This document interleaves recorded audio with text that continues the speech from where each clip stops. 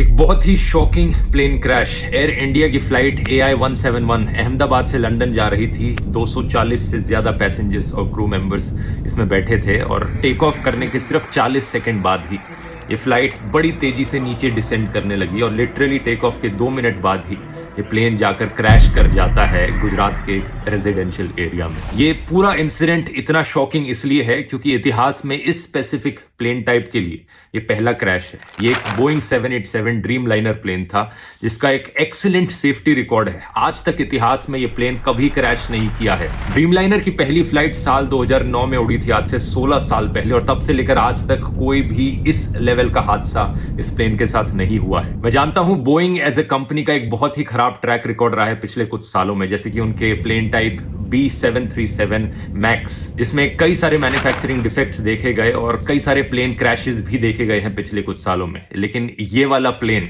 वो नहीं था। इस प्लेन का स्पेसिफिक कोड नंबर VTANB था, जिसे आप इंटरनेट पर जाकर सर्च करोगे तो सारा डेटा मिल जाएगा। ये 11 साल पुराना प्लेन था, कोई ज्यादा पुराना प्लेन नहीं था। ड्रीम लाइनर्स का लाइफ स्पैन 20 से 30 साल तक का होता है। जो पायलट इस प्लेन को उड़ा रहे थे, कैप्टन सुमित सबरवाल, उनका खुद का भी 8200 फ्लाइट आवर्स का फ्लाइट एक्सपीरियंस था, जो कि बहुत अच्छा होता है। तो पायलट भी इनएक्सपीरियंस नहीं थे। अगला सवाल आपके दिमाग में आएगा कि क्या वेदर खराब था? ऐसा भी नहीं था। 1:30 बजे दोपहर के ये क्रैश हुआ। वेदर कंडीशंस अगर देखी जाए तो लगभग 40 डिग्री सेल्सियस के आसपास का तापमान था। कोई ज्यादा तेज हवाएं नहीं चल रही थी। विजिबिलिटी जो थी बहुत ही अच्छी थी, 6 किलोमीटर से ज्यादा की विजिबिलिटी। तो ऐसे में सवाल उठता है कि यहां प्रॉब्लम कहां पर हुई। इसका असली जवाब हमें जल्द ही पता लगेगा। अभी प्लेन के ब्लैक बॉक्स से इंफॉर्मेशन को रिट्रीव किया जा रहा है, लेकिन मोस्ट लाइकली ये पूरा हादसा एक बहुत ही भयंकर टेक्निकल फेलियर का लग रहा है। क्या यहां पर कोई इंजन फेलियर हुआ है मेंटेनेंस फेलियर की वजह से? इसका असली जवाब तो हमें तभी पता लगेगा जब ब्लैक बॉक्स को रिट्रीव करके